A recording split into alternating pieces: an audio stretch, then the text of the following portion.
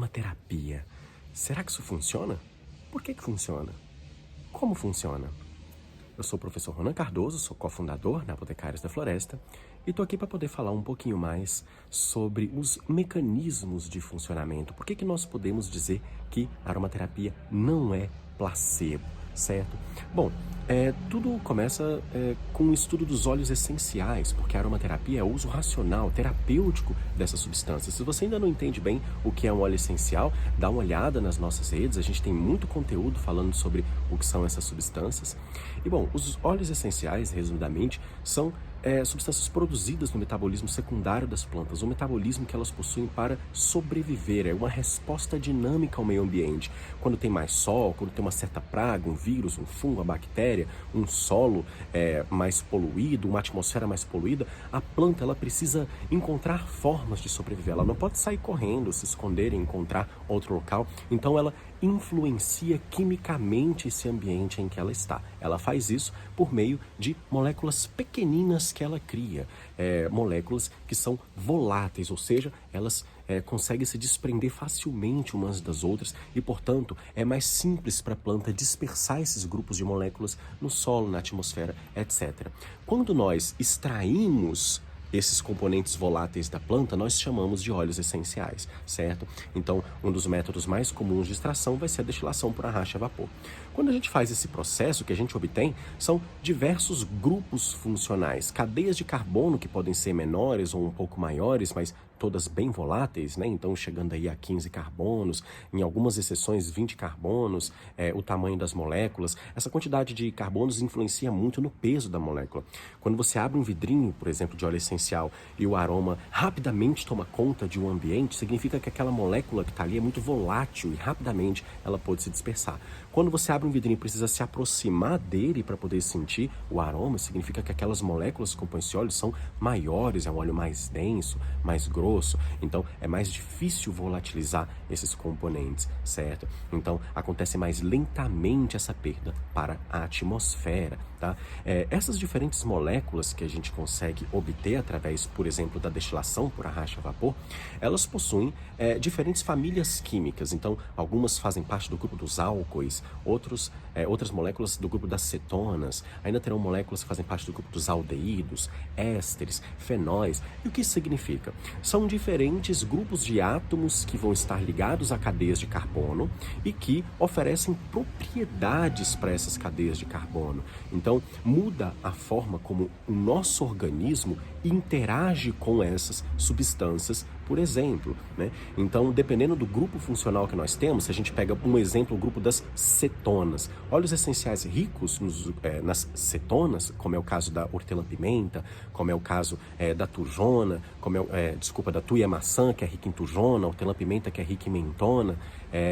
Essa terminação ona identifica o grupo das cetonas. As cetonas, elas são neurotóxicas, elas potencialmente neurotóxicas. Elas são muito interessantes para a cognição, geralmente ativam a mente, são interessantes para determinados tipos de necessidades, quando a gente precisa de maior estímulo cognitivo. Porém, esse estímulo em determinadas situações, se acontecer excessivamente, se a pessoa, por exemplo, foi exposta a uma quantidade muito grande, sucessiva, por exemplo, do óleo essencial de tuia-maçã, que é rico na molécula tujona, uma cetona altamente neurotóxica, essa pessoa pode ter, inclusive, convulsão, tá? Ela pode ter ali alguma complicação neurológica por conta de uma exposição errada, veja bem, uma exposição errada. Isso seria para caso de a pessoa que toma um óleo essencial de tuia-maçã por alguns dias, né?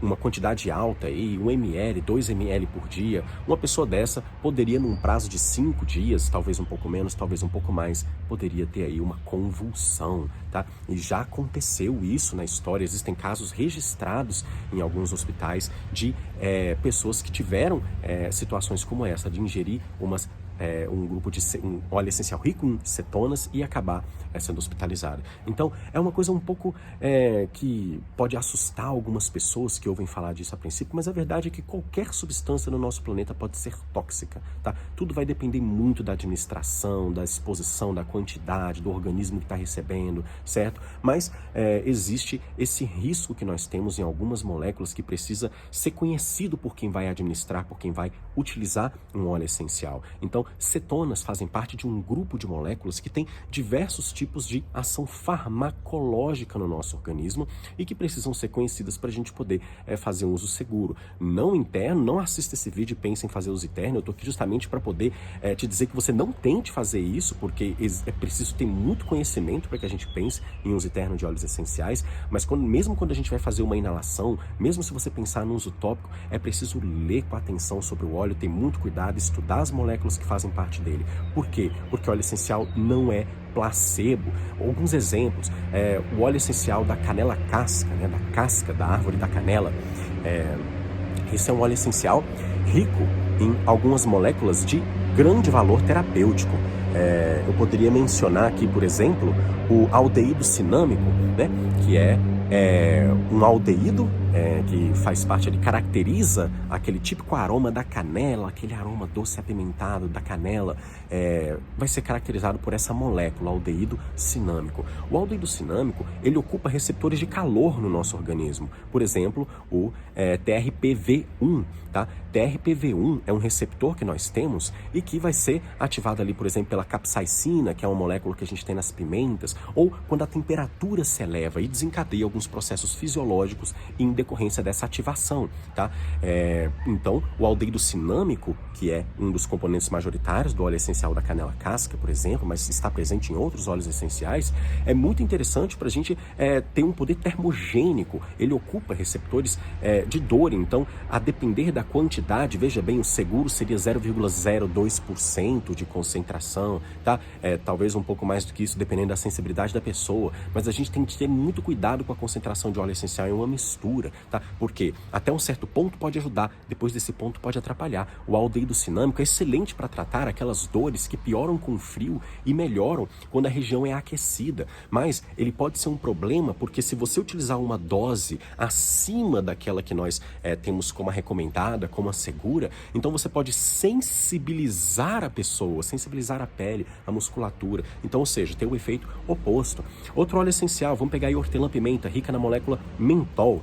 Curiosamente, a hortelã-pimenta, ela é uma planta que produz mais mentol. Veja que interessante, ela produz mais mentol quando está frio, quando as noites são mais longas, quando os dias são mais frios, ela produz mais dessa molécula. Mentol é um álcool monoterpênico.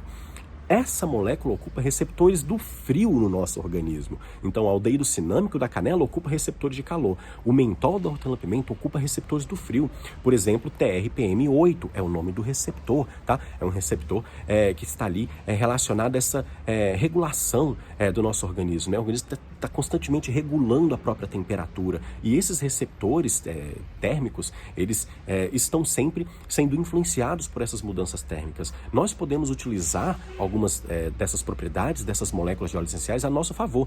Então, o TRPM8, quando é ocupado pelo mentol da hortelã-pimenta, substitui certas dores por uma sensação gelificante. Então, a hortelã é interessante, inclusive, para aumentar a resistência ao frio, né? Então, ou seja, um óleo essencial que ocupa os mesmos receptores que são ativados quando a temperatura cai ali para baixo de 16 graus.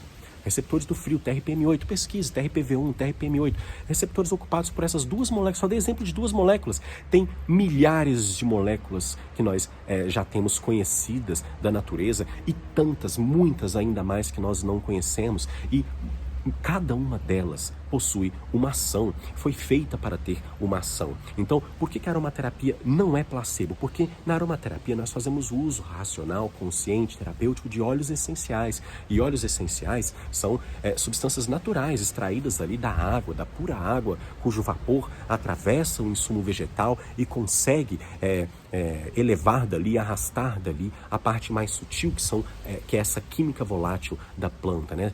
A sua identidade olfativa, que nós, na nossa biblioteca olfativa que construímos com a decodificação das moléculas, quando inalamos um aroma, né, diversas moléculas começam a encontrar receptores no nosso epitélio nasal olfativo. E ali nós vamos ter sinais sendo levados para o nosso sistema límbico, e esses sinais, a depender da ordem de ativação desses receptores, quais são ativados, que molécula ativa qual, a quantidade de molécula, se existe uma que ocupa o mesmo receptor, essas diferenças vão dar ali numa decodificação, uma sequência de códigos que é interpretada como um aroma, mas isso é apenas um aspecto da experiência com o aroma. Aroma é química, aromas são moléculas voláteis. Existem correntes hoje, dentro dos estudos genéticos, de biologia, de evolução humana, que vão dizer que o sistema olfativo, ele pode ser derivado aí de mecanismos antigos de defesa, de um sistema imune ancestral, de forma que essa relação com substâncias exógenas, essas substâncias que vêm de fora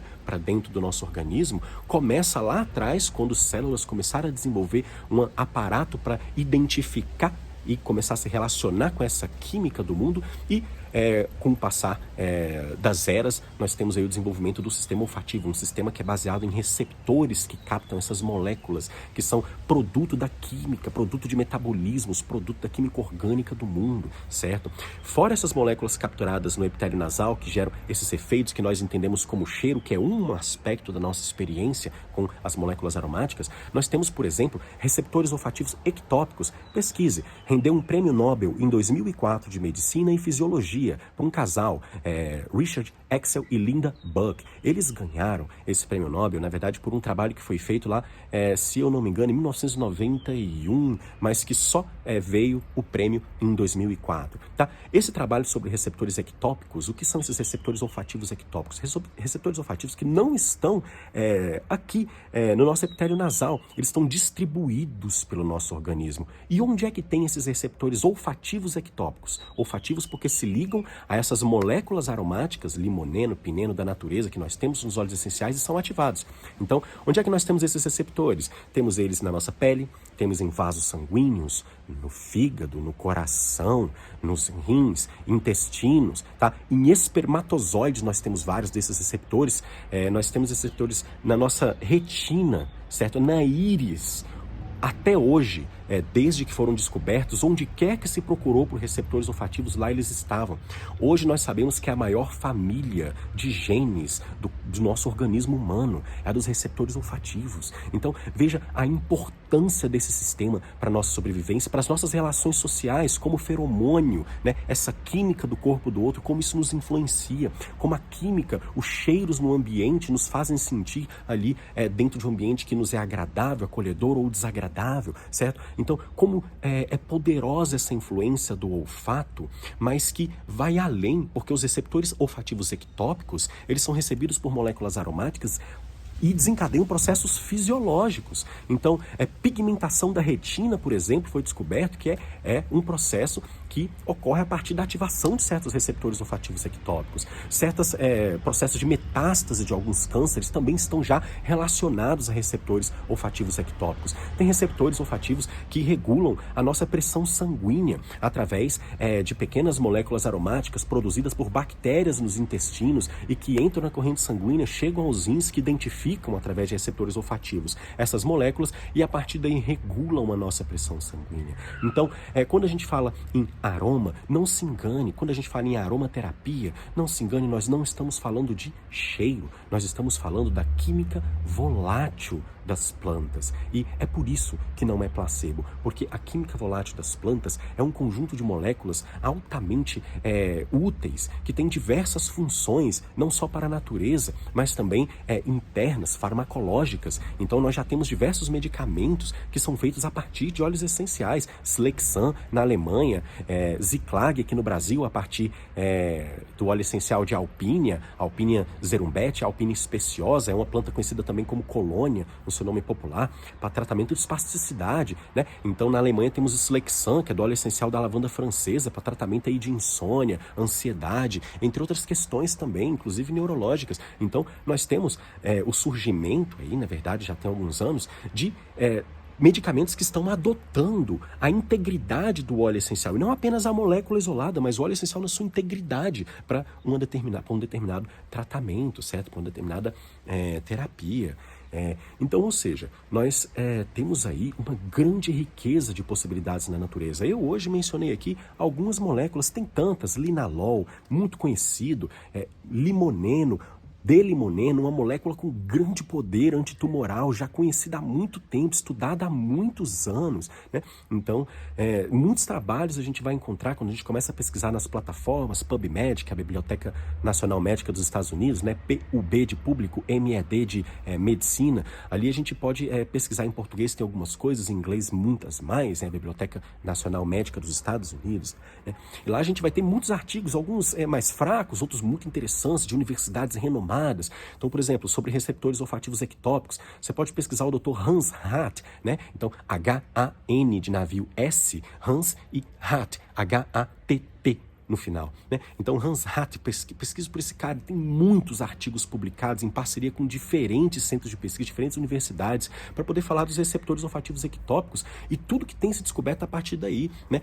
Como eles são potenciais alvos terapêuticos interessantíssimos para diversas queixas, porque regulam diversos processos do nosso corpo.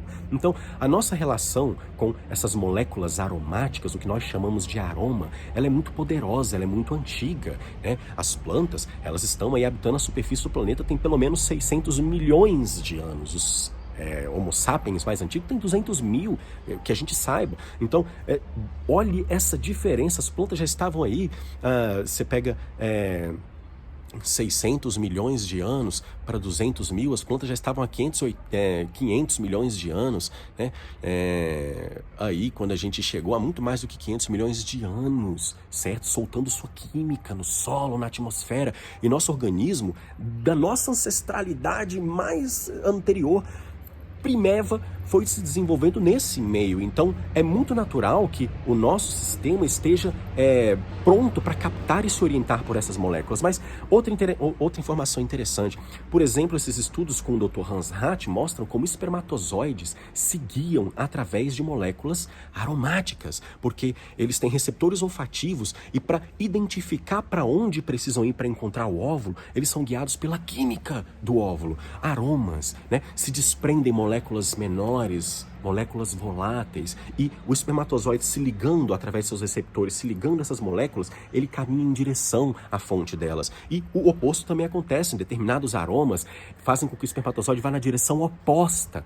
A motilidade, né? Então o movimento dele, tudo pode ser influenciado. Então veja como os aromas influenciam a fertilidade humana. E sim, muitas plantas são conhecidas por isso. Rosa otto é um tipo de rosa cujo óleo essencial, ou seja, seus componentes voláteis, podem aumentar em uma exposição de 5 a 10 minutos, podem aumentar níveis estrogênicos na saliva das mulheres. Então, estudos já mostraram como o nível estrogênico aumenta em contato com determinadas moléculas que fazem parte ali do aroma da rosa otto, certo? Então, ou seja, em muitos níveis, tá? Essas moléculas, os óleos essenciais, são lipofílicas, naturalmente hidrofóbicas, porque no processo de destilação por arraste, elas se separam da água. Naturalmente, a gente pega aquelas que se separam da água após serem extraídas com vapor. Então, elas são lipofílicas, elas atravessam facilmente as nossas membranas, atravessam as células que têm membranas lipídicas e podem chegar ao sistema nervoso, e vários óleos essenciais atuam no nosso sistema nervoso. Lavanda, laranja doce, néroli, jasmim, temos diferentes óleos essenciais com diferentes atuações, cânfora, alecrim, e que vão desencadear processos que vão aí de um estímulo, né? Ou ali pode ser um efeito ansiolítico. Então tem diferentes efeitos que nós vamos obter a partir dos diferentes óleos, das diferentes moléculas, e que enriquecem essa experiência, porque os óleos essenciais são muito versáteis. E aí você pode pensar, poxa, mas parece bom demais para ser verdade. Como é que eu leio sobre um óleo e ele é bom para dor, ele é bom para limpeza do ambiente, porque é antisséptico, ele é bom para 30 coisas diferentes, como é que pode isso? Então, essas moléculas ativas que compõem os óleos essenciais são feitos de dezenas, ativas. E alguns deles, centenas de moléculas ativas. Então tem óleo essencial com mais de 400 moléculas identificadas, todas elas ativas. É uma complexidade muito grande. E também isso dá uma grande versatilidade para essa substância. Como eu disse, essas moléculas, elas não só têm uma relação com o nosso sistema límbico, mas são também absorvidas, vão ali pelo nosso pulmão, né, pelo trabalho do pulmão, parar nos alvéolos, dos alvéolos vão para a corrente sanguínea, a depender da afinidade da molécula ali por proteínas que estão no nosso sangue, elas podem rodar por mais ou menos tempo no nosso organismo, encontrando seus receptores, sendo quebradas, transformadas pelo fígado, pelos rins, metabolizadas, para que nós tenhamos aí a sua posterior eliminação. Mas até essa eliminação, o trabalho farmacológico vai acontecer. Pode acontecer através da respiração, porque vai parar na corrente sanguínea. Sim, de diferentes óleos estimulam. Por exemplo, a gente tem estudos lá na Inglaterra, por exemplo, o Dr. Mark Moss, M-A-R-K-M-O-S-S, Mark Moss, esse cara está estudando moléculas como 1,8-cineol e cânfora, que tem no óleo essencial do alecrim, por exemplo, para tratamento de Alzheimer, para tratamento de déficit de atenção. E o que se descobriu é que a cânfora, alguns estudos mostram isso, ela aumenta a cognição, aumenta o poder cognitivo, só que ela faz isso bombeando mais sangue para o cérebro, então ela força um pouco o batimento cardíaco, aumenta a pressão, né? E como resultado, com esse fluxo de sangue maior no cérebro, ela melhora a cognição. Para quem precisa de um tratamento assim, pode ser muito interessante. Então, alguns testes mostraram ali uma melhora significativa de mais de 30% em alguns idosos com Alzheimer, a capacidade de se lembrar de algo que eles vão fazer, por exemplo, tomar um remédio. Então, para lembrar de tomar um remédio, você pode ter o apoio do óleo essencial. O óleo essencial está colaborando, está ajudando, melhorando a cognição. Obviamente não está ali como a cura, certo? Não se promete cura. Cura não é assim, cura é uma conversa, né? Depende de cada situação. Médico nenhum pode prometer cura, terapeuta nenhum pode prometer cura, mas o óleo essencial vai auxiliar, e é isso que nós queremos com a aromaterapia, que as plantas, que a química volátil das plantas seja compreendida em sua farmacologia, para que possa auxiliar, para que a gente possa reduzir aí a quantidade de algum medicamento que seja um pouco mais tóxico do que um óleo essencial, que melhora a absorção de um determinado fármaco que a gente precisa para uma certa queixa, uma queixa cardíaca, que você tem que tomar 2 medicamentos, substituir um deles por um óleo essencial que melhora a absorção do outro e que tem funções semelhantes a um medicamento que foi substituído. Isso acontece, existem vários exemplos, especialmente com o óleo essencial da lavanda francesa, substituindo alguns medicamentos aí para tratamento de algumas queixas relacionadas à ansiedade, por exemplo.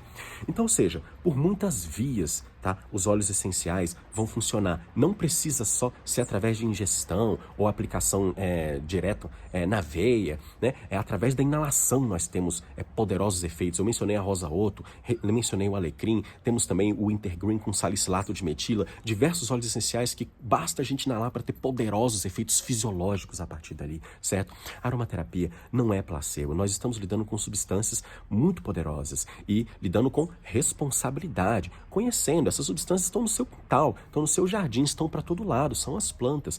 Conhecer o que há no jardim, ver além da paisagem bonitinha, ver além do ornamental, andar por uma floresta e ver mais do que lenha para fogueira, isso é um presente que a aromaterapia traz. E quanto melhor a gente conhece o potencial dessa natureza ao redor, melhor a gente consegue trabalhar junto com ela, a favor dela, de uma forma sustentável, para a gente poder ter aí a nossa saúde melhor equilibrada, né?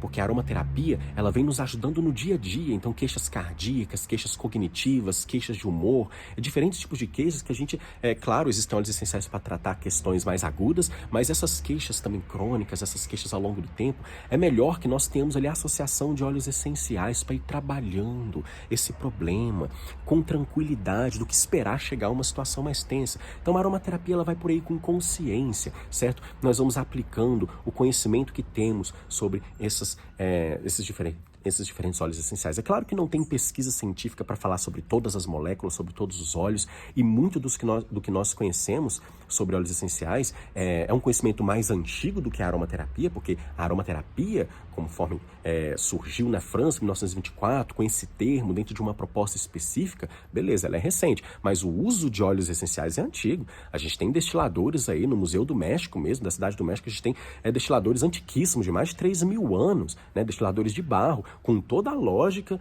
de um destilador, ou seja, extrações rudimentares já eram feitas há milênios, certo? E o que nós temos hoje é um acréscimo da ciência que nos ensina melhor como tudo isso acontece, mas temos muito de conhecimento tradicional, conhecimento popular, conhecimento que vem aí com a medicina tradicional chinesa, com a Ayurveda, e que nos traz muito, nós temos aí os cânones de medicina, pega os livros dos tratados do Avicena, certo? Hipócrates, e lá nós vamos ter a utilização de diversas plantas, resinas aromáticas, óleos aromáticos para tratamento de diversas queixas, né? E é assim que a gente consegue aproveitar melhor a aromaterapia, entendendo tanto sua riqueza histórica tradicional popular, quanto essa riqueza que a ciência traz para agregar, para a gente poder visualizar, trabalhar melhor, com mais segurança, cada queixa que se apresenta. É muito útil a gente aprender um pouco mais sobre essa parte da química dos óleos, e se você gostou desse conteúdo, por favor, deixe seu like, compartilhe esse vídeo. A Apotecários da Floresta, ela está sempre lançando conteúdos interessantes e séries sobre óleos essenciais. Se você quer ver mais conteúdo assim, apoie a gente. Pra gente o seu apoio é muito importante. Nós vamos abrir inscrições para mais uma turma de formação em aromaterapia, então fique de olho nas nossas redes sociais, porque o curso está muito bonito e a gente tem uma novidade para esse período de matrículas que inicia na próxima semana. Então não perca as nossas postagens, acompanhe aí, valorize, dê uma força pro nosso canal e até o próximo episódio.